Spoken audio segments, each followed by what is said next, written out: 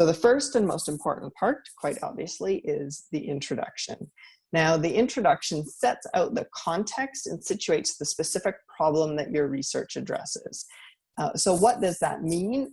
It means that, so all research exists within a broader field, and then it's your topic within your field.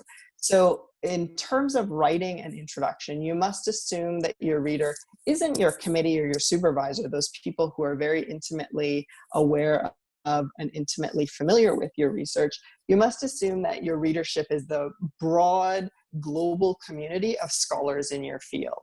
So if you're a historian, you will want to speak to historians globally. Now, whether you actually want to speak to historians globally is kind of beside the point. This is the convention of the scholarly writing. So let's say you're a historian. That's your broad field, the field of history. Then you might have a specific subfield or a subject. So perhaps you work on Asian history. And then within Asian history, perhaps you work on Southeast Asian history, and perhaps you work on the history of Malay intellectualism. So that's your broad field: history, Asian history, Southeast Asian history, and then your topic is the history of Malay intellectualism.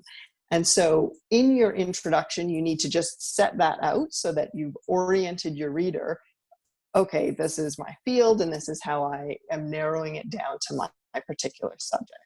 So you want to include that historical, geographical, or technical information that's relevant to that broader field and the problem in particular. So as I mentioned, if we use the example of historical, so we provided that history, geography, in that it being Southeast Asia. Now let's say that it's not a historical dissertation, but you're working on in one of the hard sciences. Then you'll want to say, okay, this is the lab, or this is the larger research project into which your findings have been situated. A couple of bullet points here. You want to clearly articulate the problem that your research seeks to address.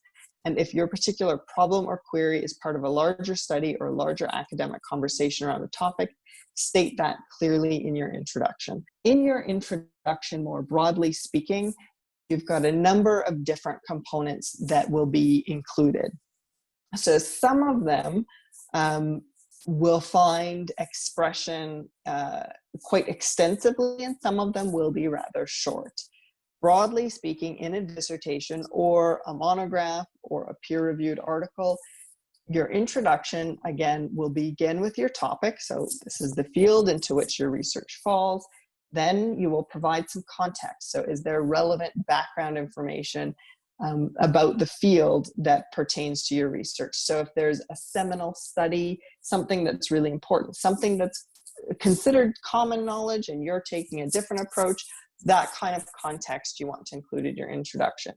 You'll also need a literature review in this, and we'll talk a little bit more about the literature review as we get to that section, and a methodology section, and then your problem statement.